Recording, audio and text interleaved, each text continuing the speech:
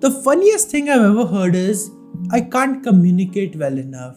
And it always cracks me up because humans have an innate ability to communicate. Babies can communicate 1,000 different things with just a cry. But somehow, as we grow up, when we have 1,000 different words, we feel choked up. We have no idea how to communicate. But the truth is, all of that can change if you just master the one skill I'm about to introduce you to today. And once you do, anyone you talk to will literally say, "How are you so good at communicating? Like, did you start talking straight out of the womb?" Because that's how natural you will seem at it. And let's get started on making you the best communicator. Let's begin by understanding why do we fail at communicating. Well, it's because we forget just this one simple principle. And that principle is simple is profound. And communication is one of the simplest skills out there, but somehow or the other, we complicate it so much that it seems harder than rocket science. We forget this one truth that communication is not meant to impress. Communication is not meant to show off your personality. Communication is just meant for one purpose: receiving and transmitting information. That's it. And when we know a communication is successful is when the other person feels, yeah, I've understood everything you wanted to say. And you feel, yeah, I've told everything I wanted to say. That's how communication works. It's as simple as that. But we don't let it remain simple. Here's what we do instead. We go into a tangent of, oh, I have to make a big first impression. If I don't, what will the interviewer think? How will they perceive me? How will I present a good image? And all of that stuff that we feel, especially when we're at first time interactions, well then everything just backfires because we forget the simple principle. And instead of communication, what actually takes place is competition. You're trying to show off your ego. You're trying to show off your position. You're trying to say, oh, see how good I am. See how amazing I am. And you're trying to gain validation when actually communication is a simple skill that cannot handle all of those problems, all of those demands, all of those crazy things you add on top of it. And that is exactly why you fail to communicate. It's not that you don't have the skill. It's that you expect too much out of it, and when you do, you fail to understand and implement the basic principle that successful communication is about receiving and transmitting information properly, and that's it. Now comes the part of making you the master communicator, where you go up, talk to anybody, maybe even a stranger, but you feel confident, you feel sorted, and you feel, you know what? I can do this, I can talk to them, I can make everything happen. And there are just 3 simple steps we need to implement for that. But when we do, here's the amazing thing that happens. Your words no longer sound manipulative to others. Instead, they trust you. When you speak, your speech doesn't wind up and down with like varying degrees of confidence. You aren't sometimes reserved, feeling all that shyness that you feel sometimes. Instead, you'll be like this. I'm speaking to the camera right now, but I can imagine already in my head so many people in front of me that I'm speaking to. And that's why even as I'm looking into a lens where I'm essentially receiving no feedback at all, I'm able to speak as if I would actually be speaking to people. And that has come because I've mastered these 3 simple steps that are the key to effective and powerful communication. Let's begin with number 1. Focus only on communicating and not on yourself. You see, this is the biggest mistake we make. We focus more on ourselves than we do on the communication that we want to send out. And if I'd done that for this video, right, here's what would have happened. I wouldn't have addressed your problem. I wouldn't have told you about what makes you fail at communication, and I wouldn't have helped you figure out how you can be better at it. Instead, if I'd made this all about myself, here's what I would have done. I would have started with a long, drooling introduction of who I am, where my journey started, what I did not do, the lessons I learned in communication, and then finally I would come to this point where I would say, okay, so here are the 3 things you do to have effective communication, and you would have been thinking, what a hypocrite, right? Because you would have felt he didn't implement any of it himself. And that's exactly why I want you to understand this principle before you go out there and think of communication as a skill that you've mastered. if you're focusing on yourself, if you're focusing on the impression you want to make, you will fail. Because then invariably you will start talking about what? Yourself. And then the other person feels, oh, I'm being unheard in this conversation. And that's exactly where your communication fails and falls apart. So focus on this. Focus on communicating and figuring out what you want to tell them. If it's just an introduction, focus on that and then make them feel special. How? I'll talk about that in the next steps, but this difference is the most crucial one to understand, that if you want successful communication, if you want people to respect you, if you want to manage your reputation, then you have to stop consciously managing it and just focus on communicating, not on yourself, because everything else will then get aligned. Step number 2 is asking yourself, what's my purpose?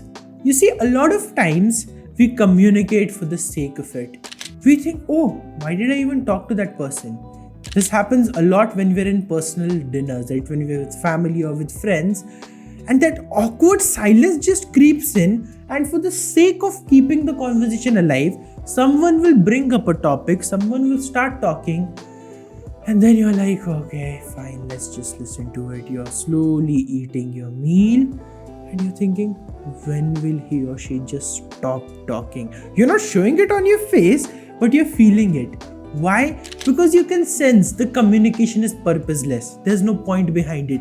There's nothing being conveyed. And as humans like purpose, we like meaning, we like things to have significance. And so when this happens, right, our mind goes bonkers. Like, come to the point. What are you trying to say? But of course, out of politeness, we don't express that. You don't want to be in that situation, because if you're communicating without purpose, then you might feel like, okay, everybody heard me. But what you won't know is everybody was detesting you for communicating and for drooling on and on and on. So whatever you're doing, whether you're giving a job interview, whether you're pitching your business, whether you're at a networking event, or whether you're meeting someone for the first time as a friend, keep this in mind. What's my purpose? What do I ultimately want? And what will make this communication successful for me? I know you're not used to thinking like this, but for important discussions and important meetings, if you start asking this question, you will be amazed by the results that you get. Because the truth is, when we know the purpose, everything else becomes streamlined and implementing step number 3 becomes even easier. And that is, be an attention giver, not an attention seeker. This will literally change the game for you, because now when you're thinking about purpose, when you're thinking about just focusing on communication and on building understanding, you will recognize this one truth. If you're just seeking attention from others and seeking importance, well, then you'll inevitably start talking about yourself and you will not ask the right questions. But when you're an attention giver, not an attention seeker, here's what happens. You start thinking, how can I make the other person understand that what I'm seeing is helpful for them? And then you'll know, okay, this is what he wants, this is what she likes. So when I combine all of that and when I frame my communication accordingly, I can convince both of them and I get the best response, I get the best answer. When you're having a conflict with a life partner or with a friend or even with someone at work, you won't think, oh, how can he be so mad at me? How can she be so mad at me? I'll show her or I'll show him what I've got.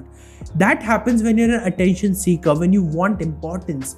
But what happens when you're an attention giver? You think, okay, he or she has been like pretty angry over the past few days. What can I say or do to diffuse that anger and connect with him or her again? Doesn't that question change everything? Because the truth is, if we don't ask it, we'll not be able to rebuild our relationships. And the worst part is losing relationships and losing connections over failed communication, over silly misunderstandings, and over silly demands that our ego puts forth just because we aren't getting the kind of attention we want. But if we can recognize that our connection to ourselves is strong enough and we don't need attention from others, and in fact, we can give attention to others, then we ask questions that build relationships and don't break them. We ask questions that mend differences instead of creating them. And so naturally, You get better at conflict management. And when you're meeting someone for the first time, you get to make them feel important, and then they already like you. They already feel like, you know what? This is the person I can be around. This is the person I can help. But I'm telling you honestly, all of that begins not with the other person, not with the situation, not with your vocabulary. It begins with a simple intention of following these 3 steps, of focusing on communication and not on yourself, of clearly asking yourself, what's my purpose behind this communication? What do I ultimately want? And how can I ensure that it's done properly? And third, how can I be an attention giver instead of an attention seeker? How can I make the other person feel important, feel heard, feel understood? And how can I ensure that no matter what's happening, I'm good at handling conflicts? When you do this, confidence naturally comes to you, awareness naturally comes to you, and the joy behind clear communication naturally comes to you. People will say you're easy to talk to. People will say you're very articulate, and people will say we love the way you speak, we love the way you connect, and you'll just have a shy smile and you'll think, well, technically I haven't done anything. I've just given you enough attention. I've just been there for you. I've just focused on you and the communication and not on myself. And inside yourself, you'll know, okay, it was just these 3 simple things. So tell me in the comments, which one of these steps were the most powerful for you? Because I can understand all of us face different challenges in communication, and I'd love to know which one of these helped you the most. And I want you to know that if you want to practice this communication, the comment section is the best place to get started, where you focus on the ultimate result you want, where you focus on communicating what you want to communicate to me, and you can say, okay, this is what I'm going to do, and you can feel that difference in your style of communication. So start here with some written communication, and you'll notice the difference with the people you're interacting with as well. Thank you so much for watching this video today, and I'll see you next week.